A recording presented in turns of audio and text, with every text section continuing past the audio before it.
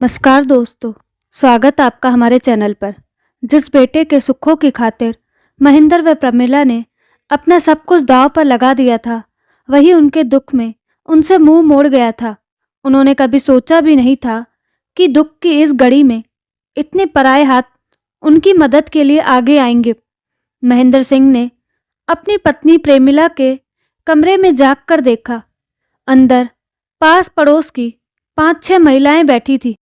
वे न केवल प्रमिला का हालचाल पूछने आई थी, बल्कि उससे इसलिए भी बतिया रही थी कि उसकी दिलजोई होती रहे। जब से प्रमिला फालिस की शिकार हुई थी, मोहल्ले के जान पहचान वालों ने अपना यह रोज का क्रम बना लिया था कि 2-4 की टोलियों में सुबह से शाम तक उसका मन बहलाने के लिए उसके पास मौजूद रहते थे। पुरुष नीचे बैठक में महेंद्र सिंह के पास बैठ जाते थे और औरतें ऊपर प्रमिला के कमरे में फर्श पर बिछी दरी पर विराजमान रहती थी। वे लोग प्रमिला एवं महेंद्र की प्रत्येक छोटी बड़ी जरूरतों का ध्यान रखते थे। महेंद्र को पिछले 3-4 महीनों के दौरान उसे कुछ कहना या मांगना नहीं पड़ा था। आसपास मौजूद लोग मुंह से निकलने से पहले ही उसकी जरूरत का एहसास कर लेते थे और तुरंत इस तरह उसकी पूर्ति करते थे मानो वे उस घर के ही लोग हो। उस समय भी 2 औरतें प्रमिला की सेवा टहल में लगी थी। एक स्टोव पर पानी गर्म कर रही थी ताकि उसे रबड़ की थैली में भरकर प्रमिला के सुन्न अंगों को सेक किया जा सके। दूसरी औरत प्रमिला के सुन्न हुए अंगों की मालिश कर रही थी ताकि पुट्ठों की अकड़न व पीड़ा कम हो। कमरे में जागने से पहले महेंद्र सिंह ने सुना था कि प्रमिला वहां बैठी महिलाओं से कह रही थी, तुम देखना, मेरा गौरव मेरी बीमारी का पत्र मिलते ही दौड़ा दौड़ा चला आएगा। लाठी मारे से पानी जुदा थोड़े ही होता है। माँ का दर्द उसे नहीं आएगा तो किसको आएगा। मेरी यह दशा देखकर वह मुझे पीठ पर उठाए उठाए फिरेगा। तुरंत मुझे दिल्ली ले जाएगा और बड़े से बड़े डॉक्टर से मेरा इलाज कराएगा। महेंद्र के कमरे में घुसते ही वहां मौन छा गया था। कोई महिला दबी जबान में बोली थी, चलो खिसको यहाँ से निठल्लियो, मुंशी जी चाची से कुछ जरूरी बातें करने आए हैं। देखते देखते वहां बैठी स्त्रियां उठकर कमरे के दूसरे दरवाजे से निकल गई। महेंद्र ऐनक ठीक करता हुआ प्रमिला के पलंग के समीप पहुंचा। उसने बिस्तर पर लेटी हुई प्रमिला को ध्यान से देखा। शरीर के पूरे बाएं भाग पर पक्षाघात का असर हुआ था। मुंह पर भी हल्का सा टेढ़ापन आ गया था और बोलने में जीभ लड़खड़ाने लगी थी। महेंद्र प्रमिला से आंखें चार होते ही जबरदस्ती मुस्कुराया था और पूछा था, नए इंजेक्शनों से कोई फर्क पड़ा? हाँ जी, दर्द बहुत कम हो गया है, प्रमिला ने लड़खड़ाती आवाज में जवाब दिया था और बाएं हाथ को थोड़ा उठाकर बताया, यह देखो, अब तो मैं हाथ को थोड़ा हरकत दे सकती हूँ। पहले तो दर्द के मारे जोर ही नहीं दे पाती थी। और टांग, यह तो बिल्कुल पथरा गई है। जाने कब तक मैं यूं ही अपंगों की तरह पलंग पर पड़ी रहूंगी। बीमारी आती हाथी की चाल से है और जाती चींटी की चाल से है। देखो, 3 महीने के इलाज से कितना मामूली अंतर आया है। लेकिन अब मैं तुम्हारा और इलाज नहीं करा सकता। सारा पैसा खत्म हो चुका है। तमाम जेवर भी ठिकाने लग गए हैं। बस 50,000 रुपए और तुम्हारे 6 तोले के कंगन और चूड़ियाँ बची है। हाँ, प्रमिला ने लंबी सांस ली। तुम तो पहले ही बहुत सारा रुपया गौरव और उसके बच्चों के लिए यह घर बनाने में लगा चुके थे, पर वे नहीं आए। अब मेरी बीमारी की सुनकर तो आएंगे। फिर मेरा गौरव रुपयों का ढेर। नहीं, मैं और इंतज़ार नहीं कर सकता। महेंद्र बाहर जाते हुए बोला, तुम इंतज़ार कर लो अपने बेटे का। मैं डॉक्टर बिहारी के पास जा रहा हूँ, कंपाउंडर की नौकरी के लिए। तुम करोगे वही जो तुम्हारे मन में होगा। प्रमिला चिढ़कर बोली, आने दो गौरव को, 1 मिनट में छुड़वा देगा वह तुम्हारी नौकरी। आने तो दे। महेंद्र बाहर निकलकर जोर से बोला, लो सलमा, बाजी और इनकी बहुएं आ गई है तुम्हारी सेवा को। हाँ हाँ, तुम जाओ, मेरी सेवा करने वाले बहुत हैं यहाँ। पूरा मोहल्ला क्या, पूरा कस्बा मेरा परिवार है। अच्छी तो मैं इन सब के घरों पर जाकर सिलाई कढ़ाई सिखाती थी। कितना आनंद आता था दूसरों की सेवा में। ऐसा सुख तो अपनी संतान की सेवा में भी नहीं मिलता था। हाँ प्रमिला भाभी, सलमा ने अपनी दोनों बहुओं के साथ कमरे में आकर आदाब किया और प्रमिला की बात के जवाब में बोली, तुमसे ज़्यादा मुंशी जी को मज़ा आता था दूसरों की खिदमत में, अपनी दवाओं की दुकान लुटा दी, दीन दुखियों की सेवा में। डॉक्टरों का धंधा चौपट कर रखा था इन्होंने। कहते थे गौरव हजारों रुपया महीना कमाता है, अब मुझे दुकान की क्या ज़रूरत, बस गरीबों की खिदमत के लिए ही खोल रखी है, वरना घर बैठकर आराम करने के दिन है।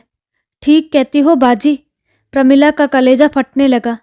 क्या दिन थे वे भी, कैसा सुखी परिवार था हमारा। कभी महेंद्र और प्रमिला का परिवार बहुत सुखी था। दुख तो जैसे उन लोगों ने देखा ही नहीं था। जहां आज शानदार गौरव निवास खड़ा है, वहां कभी 2 कमरों का एक कच्चा पक्का घर था। महेंद्र का परिवार छोटा सा था, पति पत्नी और इकलौता बेटा गौरव। महेंद्र की स्टेशन रोड पर दवाओं की दुकान थी, जिससे अच्छी आय थी। उसी आय से उन्होंने गौरव को उच्च शिक्षा दिलाकर इसे योग्य बनाया था कि आज वह दिल्ली में मुख्य इंजीनियर है। अशोक विहार में उसकी लाखों की कोठी है। वह देश का हॉकी का जाना माना खिलाड़ी भी तो था। बड़े बड़े लोगों तक उसकी पहुंच थी और आए दिन देश की विख्यात पत्र पत्रिकाओं में उसके चर्चे होते रहते थे। गौरव ने दिल्ली में नौकरी करने के साथ ही अपनी एक प्रशंसक शीला से शादी कर ली थी। महेंद्र व प्रमिला ने सहर्ष खुद दिल्ली जाकर अपने हाथों से यह कार्य संपन्न किया था। शीला न केवल बहुत सुंदर थी, बल्कि बहुत धनवान एवं कुलीन घराने से थी। बस यहीं वे चूक गए। चूंकि शादी गौरव व शीला की सहमति से हुई थी, इसलिए वे महेंद्र और प्रमिला को अपनी हर बात से अलग रखने लगे। यहाँ तक कि शीला शादी के बाद सिर्फ एक बार अपनी ससुराल नसीराबाद आई थी। फिर वह उन्हें गवार और उनके घर को जानवरों के रहने का तबेला बोलकर दिल्ली चली गई थी। पिछले 15 वर्षों में उसने कभी पलट कर नहीं झांका था। महेंद्र और प्रमिला पहले तो खुद भी खिंचे खिंचे रहे थे, लेकिन जब उनके पोता और पोती शिखा और सुदीप हो गए तो वे खुद को न रोक सके।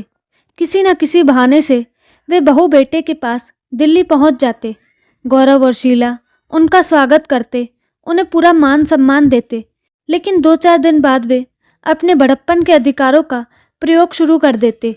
उनके निजी जीवन में हस्तक्षेप करना शुरू कर देते। वे उन्हें अपने फैसले मनाने और उनकी इच्छा अनुसार चलने पर विवश करते।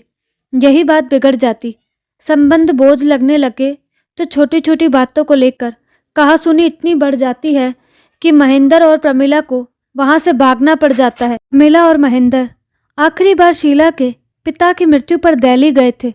तब शिखा और सुदीप क्रमश 10 और 8 वर्ष के हो चुके थे।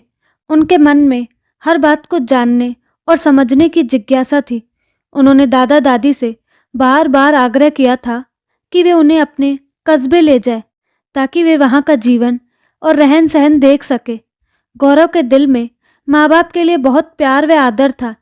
उसने घर ठीक कराने के लिए शीला से छिपा कर माँ को 10,000 रुपये दे दिए, ताकि शीला को बच्चों को लेकर वहाँ जाने में कोई आपत्ति ना हो। परंतु प्रमिला की असावधानी से बात खुल गई। सास बहू में महाभारत छिड़ गया और एक दूसरे की शक्ल न देखने की सौगंध खा ली गई।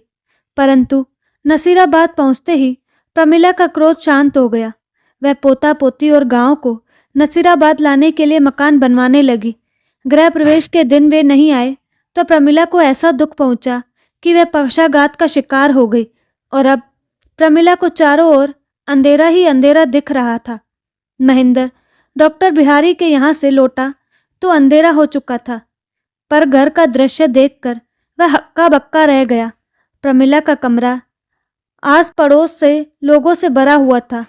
प्रमिला अपने पलंग पर रखी नोटों की गद्दियाँ उठा उठाकर एक अजनबी आदमी पर फेंकती हुई चीख रही थी, ले जाओ इनको मेरे पास से और उससे कहना न मुझे इनकी ज़रूरत है न उसकी। आदमी नोट उठाकर बौखलाया हुआ बाहर आ गया था। उसे भीतर खड़े लोगों ने जबरदस्ती बाहर धकेल दिया था। कमरे से कई कई तरह की आवाज़ें आ रही थी। जाओ भाई साहब जाओ, देखते नहीं यह कितनी बीमार है, रक्तचाप बढ़ गया तो फिर कोई नई मुसीबत खड़ी हो जाएगी, जल्दी निकालो इन्हें यहाँ से। और 2 लड़के उस आदमी को बाजुओं से पकड़कर जबरदस्ती बाहर ले गए। वह अजनबी महेंद्र से टकराता टकराता बचा था। महेंद्र ने भी गुस्से में पूछा था, कौन हो तुम? मैं गौरव का निजी सहायक हूँ। जगदीश साहब, ने ये 50,000 रुपये भेजे हैं और यह पत्र। महेंद्र ने नोटों को तो नहीं छुआ, लेकिन जगदीश के हाथ से पत्र ले लिया। पत्र को पहले ही खोला जा चुका था और शायद पढ़ा भी जा चुका था। महेंद्र ने तत्काल फटे लिफाफे से पत्र निकाल कर खोला। पत्र गौरव ने लिखा था। पूज्य पिताजी एवं माताजी, सादर प्रणाम। आपका पत्र मिला। माताजी के बारे में पढ़कर बहुत दुख हुआ। मन तो करता है कि उड़कर आ जाऊं, मगर मजबूरी है। शीला और बच्चे इसलिए नहीं आ सकते क्योंकि वे परीक्षा की तैयारी में लगे हैं। मैं एशियाड के कारण इतना व्यस्त हूँ कि दम लेने की भी फुर्सत नहीं। बड़ी मुश्किल से समय निकालकर ये चंद पंक्तियाँ लिख रहा हूँ। मैं समय मिलते ही आऊँगा। फिलहाल अपने सहायक को 50,000 रुपये देकर भेज रहा हूँ ताकि माँ का उचित इलाज हो सके। आपने लिखा है कि आपने हर तरफ से पैसा समेट कर नए मकान के निर्माण में लगा दिया। जो बच्चा माँ की बीमारी खा गई, यह आपने ठीक नहीं किया। बेकार मकान बनवाया।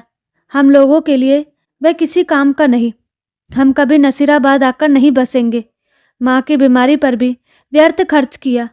पक्षाघात के रोग का कोई इलाज नहीं। मैंने कई विशेषज्ञ डॉक्टरों से पूछा है, उन सब का यही कहना है, माँ को अधिक का अधिक आराम दे, यही इलाज है इस रोग का। माँ को दिल्ली लाने की भूल तो कभी न करे। यात्रा उनके लिए बहुत कष्टदायक होगी। रक्तचाप बढ़ गया तो दूसरा आक्रमण जानलेवा सिद्ध होगा। एक्यूपंक्चर विधि से भी इस रोग में कोई लाभ नहीं होता। सब धोखा है। महेंद्र इससे आगे न पढ़ सका। उसका मन हुआ कि उस पत्र को लाने वाले के मुंह पर मार दे, लेकिन उससे उसका क्या दोष था। उसने बड़ी कठिनाई से अपने को संभाला और जगदीश को पत्र लौटाते हुए कहा, आप उससे जाकर वही कहिए जो उसे जन्म देने वाली ने कहा है। मेरी तरफ से इतना और जोड़ दीजिए कि हम तो उसके लिए मरे हुए ही थे। आज से वह हमारे लिए मर गया। काश वह पैदा होते ही मर जाता। जगदीश सिर झुकाकर चला गया। महेंद्र प्रमिला के कमरे में घुसा। उसने देखा कि वहाँ सब लोग मुस्कुरा रहे थे। प्रमिला की आंखें भीग रही थी, लेकिन उसके होठ बहुत दिनों के बाद हंसना चाह रहे थे। महेंद्र ने प्रमिला के पास जाते हुए कहा, तुमने बिल्कुल ठीक किया पम्मी। तभी बिजली चली गई। कमरे में अंधेरा छा गया। प्रमिला ने देखा कि अंधेरे में खड़े लोगों की परछाइयाँ उसके समीप आती जा रही हैं। कोई चिल्लाया, अरे कोई मोमबत्ती जलाओ। नहीं, कमरे में अंधेरा रहने दो। प्रमिला तत्काल चीख उठी, यह अंधेरा मुझे अच्छा लग रहा है। कहते हैं कि अंधेरे में साया भी साथ छोड़ देता है, मगर मेरे चारों तरफ फैले अंधेरे में तो साए ही साए हैं। मैं हाथ बढ़ाकर इन सायों का सहारा ले सकती हूँ। प्रमिला ने पास खड़े लोगों को छूना शुरू किया। अब मुझे अंधेरे से डर नहीं लगता। अंधेरे में भी कुछ साए हैं जो धोखा नहीं है। ये साए नहीं हैं, बल्कि मेरे अपने हैं, मेरी असली संबंधी, मेरा सहारा। यह तुम हो ना जी? हाँ पम्मी, यह मैं हूँ। महेंद्र ने बर्राई आवाज में कहा, तुम्हारे अंधेरों का भी साथी, तुम्हारा साया। तुम नौकरी करना डॉक्टर बिहारी की, रोगियों की सेवा करना। अपनी संतान से भी ज़्यादा सुख मिलता है परोपकार में। मुझे संभालने वाले यहाँ मेरे अपने बहुत है। मैं निचली मंजिल पर सिलाई स्कूल खोल लूँगी। मेरे कंगन और चूड़ियाँ बेचकर सिलाई की कुछ मशीन ले आना और पहियों वाली एक कुर्सी ला देना। पम्मी? हाँ जी। मेरा एक हाथ तो चलता है। ऊपर की मंजिल किराए पर उठा देना। वह पैसा भी मैं अपने इन परिवार वालों की भलाई पर खर्च करना चाहती हूँ। हमारे मरने के बाद हमारा जो कुछ है इन्हें ही तो मिलेगा। एकाएक बिजली आ गई। कमरे में उजाला फैल गया। सबके साथ महेंद्र ने देखा कि प्रमिला अपने एक हाथ पर जोर लगाकर उठ बैठी थी। इससे पहले वह सहारा देने पर ही बैठ पाती थी। महेंद्र ने खुशी से झलकती आवाज में कहा, पम्मी, तुम तो बिना सहारे के उठ बैठी हो। हाँ, इंसान को झूठे सहारे ही बेसहारा करते हैं। मैं इस आशा में पड़ी रही कि कोई आएगा, मुझे अपनी पीठ पर उठा कर ले जाएगा और दुनिया के बड़े से बड़े डॉक्टर से मेरा इलाज कराएगा। मेरा यह झूठा सहारा खत्म हो चुका है। मुझे सहारा सच्चा मिल चुका है, अपनी हिम्मत का सहारा। फिर मुझे किस बात की कमी? मेरा इतना बड़ा परिवार जो खड़ा है यहाँ, जो जरा से पुकारने पर दौड़कर मेरे चारों ओर इकट्ठा हो जाते हैं। यह सुनकर महेंद्र की छलछलाई आंखें बरस पड़ी। उसे रोता देखकर वहाँ खड़े लोगों की आंखें भी गीली होने लगी। महेंद्र आंसुओं को पोंछते हुए सोच रहा था, ये कैसा दुख है जो बूंद बनकर मन की सीप में टपकते हैं और प्यार व त्याग की गर्मी पाकर खुशी के मोती बन जाते हैं। तो दोस्तों, आपको कहानी कैसी लगी?